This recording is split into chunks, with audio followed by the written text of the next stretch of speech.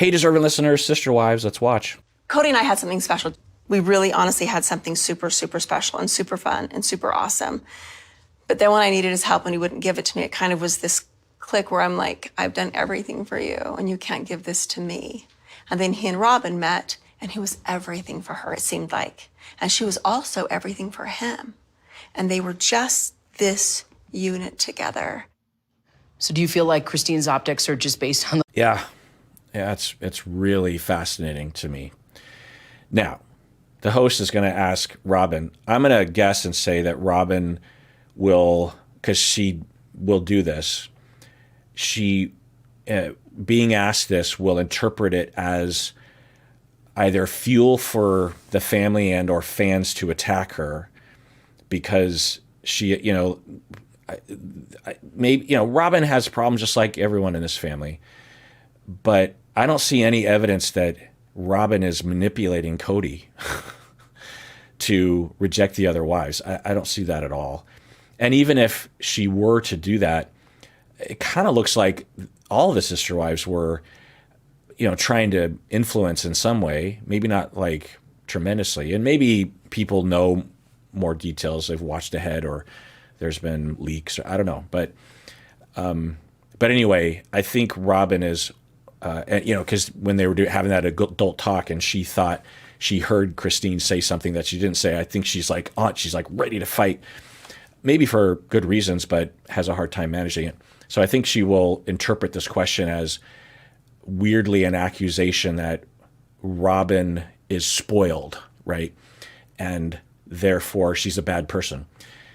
Instead of really hearing the question and thinking, well, wow, that's interesting. So Christine is saying, if Robin were differentiated, she would say, so you're saying that Christine noticed that me and Cody were soulmates.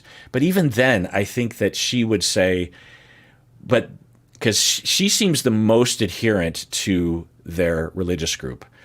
I can't know that, but the way she talks, it looks like everyone except for her either unconsciously or consciously has moved, far away from the church. She seems to talk like when they would ask about, is Christine technically divorced? Robin would ask, which she would answer a lot of questions in this really religious dogmatic way, which, she's been taught that by the church that she's in. Whereas the others would say like, well, I don't, even Cody would be like, well, yeah, I mean, according to the strict dogma of our church, she can't actually leave unless the church grants her release, I think the word is. But Robin had all these weird like, well, yeah, I mean, if she starts dating without getting approval from the elders of the church, then technically she's committing adultery and she's going to go to hell or I don't know, something like that. Anyway, so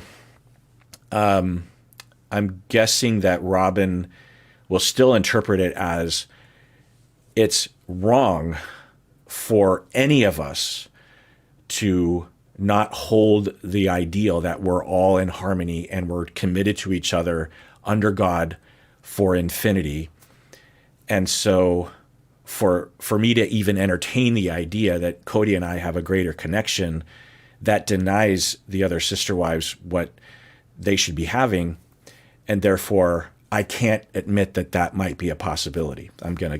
She won't say it directly, but she'll reject it based on that foundation. I don't know. Let's see what she says. The last couple of years that she's been struggling and kind of seeing Maybe. your family emerge in a different way and the dynamics changing.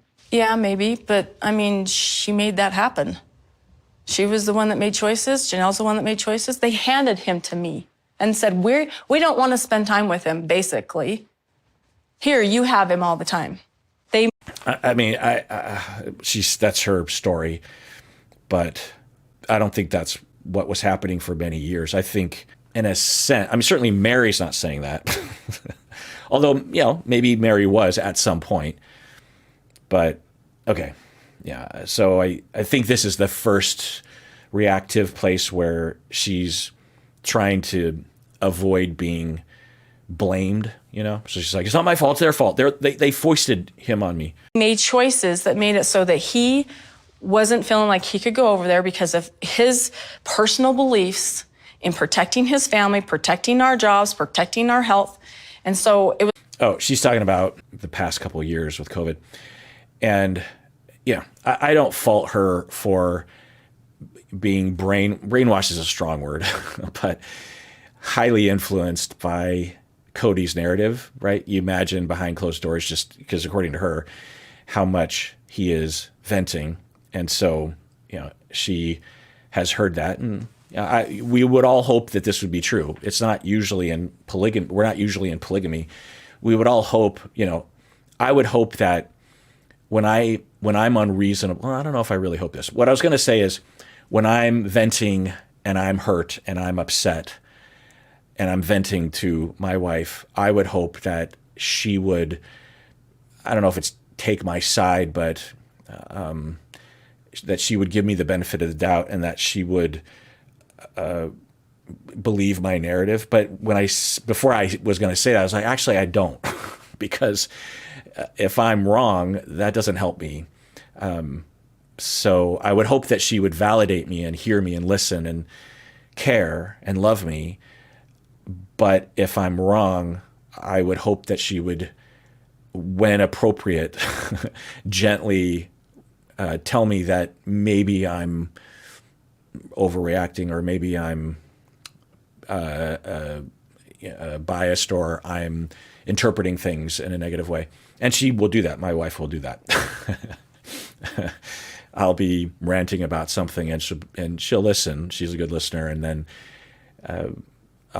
sometimes she'll say, well, what did they say again? I'll be like, well, they said this. And she'll be like, well, I don't know. It doesn't sound like that's.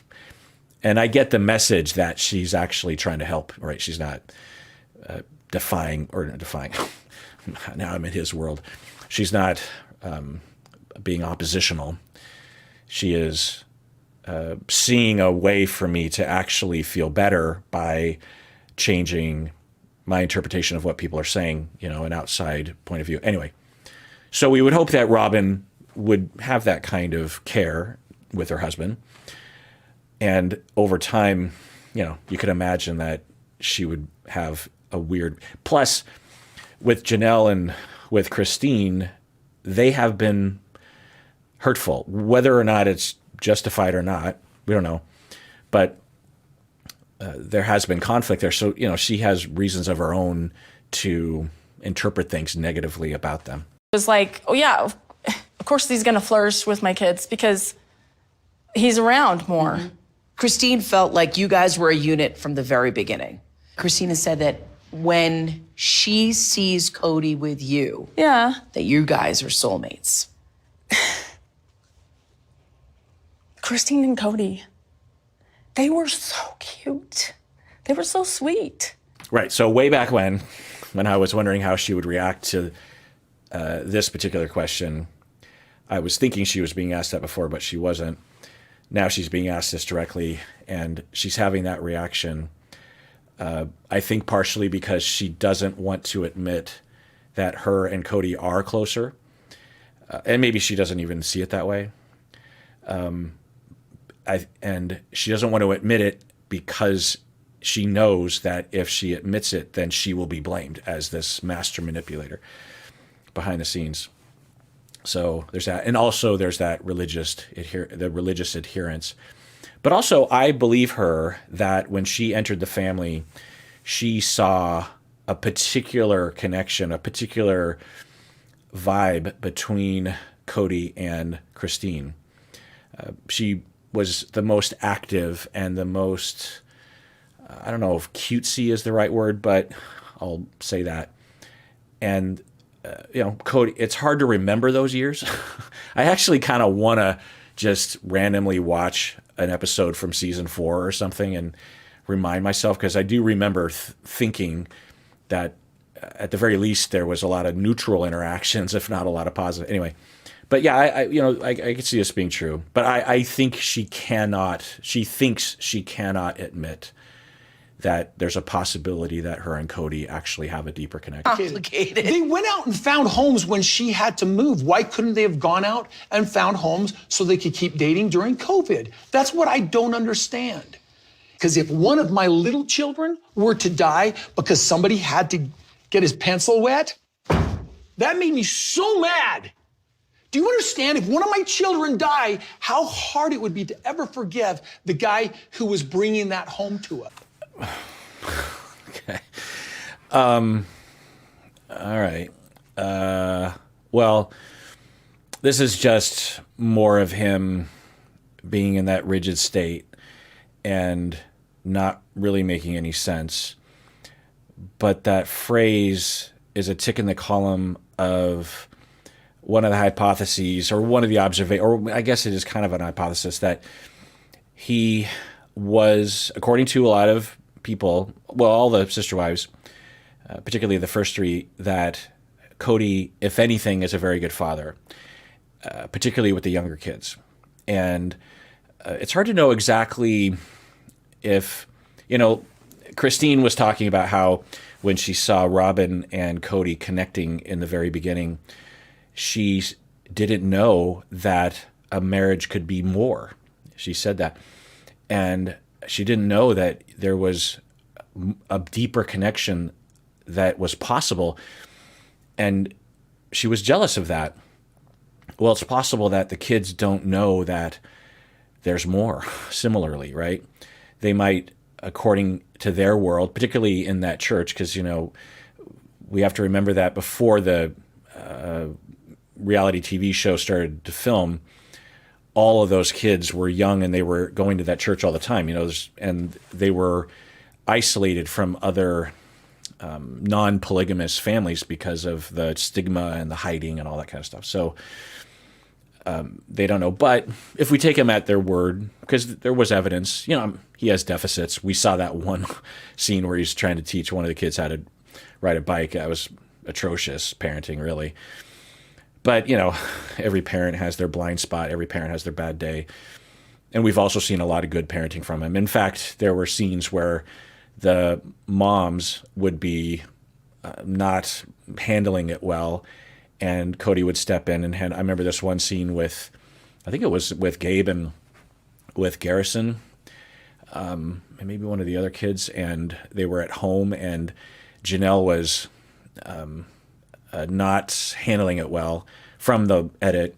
I'm sure Janelle is a great parent. We've seen that too, but in the moment anyway, and Cody stepped in and was a lot calmer and cooler and managed to get them to apologize. Anyway, so I've been wondering if Cody was handling it well, but then when, so here, this is all a build up to this point, and it's possible to know, but there seems to be a transition from the old Cody to the new, right? And so, and his parenting, a lot of things changed. His approach to his religion, his approach to polygamy, his approach to each of the first sister wives, maybe even Robin as well, and his approach to the kids. And I've been wondering, because clinically what I will see when that happens, I will learn that the parent, they went through something at that same age. Like one of the clients I can remember from 25 years ago was, she was a great mom. And then when the kid turned like 15 or something, the mom just suddenly had no compassion and was very strict and wanted her 15-year-old daughter to be like a 30-year-old, pay her own bills, have a job, never make a mistake, don't hang out with friends, don't play video games, save her money, stuff that any other parent would know is unreasonable to expect a 15-year-old to do. And now, on the surface, she wasn't saying those things because she kind of knew they were ridiculous, but she just had that kind of attitude. She's irresponsible. She's a grow-up. And it was causing a huge rift in the family. And, the other parent was upset. And obviously the kid was really hurt. And I was confused. And when I started to look into it, I found something to grab onto in terms of a conceptualization that for that mom who was changing, who had changed, when she was 15, I can't remember the exact circumstances, but the parents kicked her out of the house or something. And she had to live on her own, or she ran away because of abuse or something. And she would eventually tell me after months that obviously that was hard for her to live on her own, and the rejection and all the things, she was relieved to be away from her parents, but it was also very hard. But she resented other 15-year-olds who were allowed to be 15. She would see that from afar.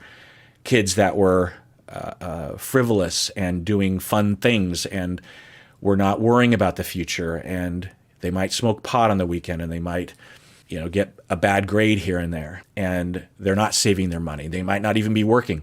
And for her, it was this trauma. One way of metaphorizing it is that there was a kid in her, a 15-year-old kid, when she was 15, who wanted to be 15. And maybe for a time, there was that battle of like, you got to be responsible, right? And there's but I want to be 15. But in order to survive, the superego had to smash down the ego and say, you can't be 15. We're not going to survive. We're either going to have to go back to the parents, or we're literally going to die in the streets. And maybe even some bad things happened to her on the streets. I don't know.